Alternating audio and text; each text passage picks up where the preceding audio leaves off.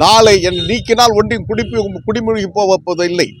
ஆனால் மாண்புமிகு தமிழ்நாடு முதலமைச்சர் அண்ணன் தளபதி அவர்கள் வந்து கொண்டிருக்கின்ற அதே வேளையில் அந்த செய்தி தமிழ்நாடு முழுவதும் மூளை முடுக்கெல்லாம் சென்று நாட்டு மக்களுக்கு இப்படிப்பட்ட ஒரு மகத்தான பணியை செய்துவிட்டு வந்திருக்கின்ற தமிழ்நாடு முதலமைச்சர் குறித்த செய்திகள் எட்டுவதற்கு முன்பாக இதை பிரேக்கிங் நியூஸ் என்று சொல்லப்படுகின்ற விதத்தில் என்னுடைய நீக்கத்தை வெளியிட்டு இன்றைக்கு அதை மறைக்க முயற்சி செய்திருக்கிறார் மறுமலர்ச்சி மகன் திமுகவுடைய தலைவர்.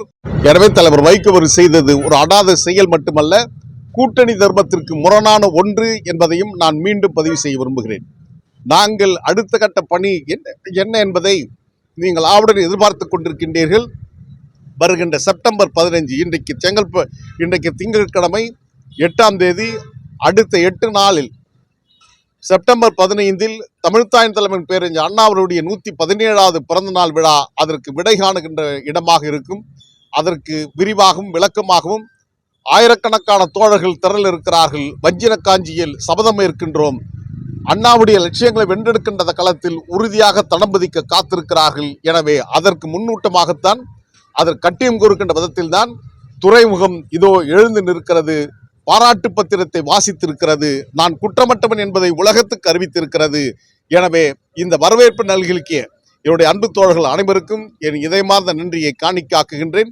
தொடர்ந்து இந்த பயணத்தில் ஒரு வெற்றி கொடியை நாட்டுகின்ற விதத்தில் திராவிட இயக்கத்தின் லட்சியங்களை காக்கின்ற களத்தில் உறுதியாக பயணம் செய்வோம். அதற்காக உறுதியேற்கின்ற நாளாக இந்த நாளை நான் பார்க்கிறேன்.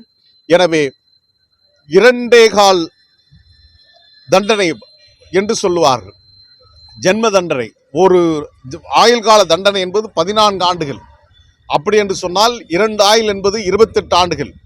மீதி 4 ஆண்டுகள் 32 ஆண்டுகள் என்று சொன்னால் ஏறக்குறைய 2.25 ஜென்ம தண்டனையை அனுபவித்தது போன்று அண்ணாவுடைய பிறந்த நாள் 117வது பிறந்த நாளுக்கு முன்பாக ஆயுள் கைதிலை விடுதலை செய்வதை போன்று 2.25 ஜென்ம தண்டனையை பெற்றதை போன்று ஒரு விடுதலையை தந்திருக்கின்ற தலைவர் வைகோ அவர்களுக்கு நன்றி கூறுகின்றேன். இதனாலும் மறுமலர்ச்சி திமுகவில் இணைந்து பணியாற்றுவதற்கான வாய்ப்பை நல்கிய தலைவர் வைகோ அவர்களுக்கும் அந்த அப்பழுக்கற்ற தூய தொண்டர்களுக்கும் என் இதயத்தின் அடியாழத்திலிருந்து நன்றி கூறுகின்றேன்.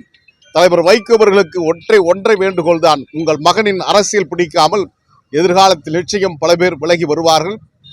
அவர்களை எனக்கு சுமத்திய அந்த கொடும்பழியை போன்று அருகூர்ந்து சுமத்திட வேண்டாம். அப்படி சுமத்திவிட்டு ஒரு மிகப்பெரிய கொடும்பழியை நீங்கள் சுமக்க வேண்டாம் என்பதை நான் பதிவு செய்ய விரும்புகிறேன். இதுகாரம் தமிழ் கூறும் நல்லுலகம் என்னுடைய நிலைப்பாட்டில் ஆழமாக புரிதலை கொண்டு என் பக்கம் நியாயம் இருப்பதை உணர்ந்ததற்காக உங்கள் அனைவருக்கும் நான் நன்றி கூறுகின்றேன்.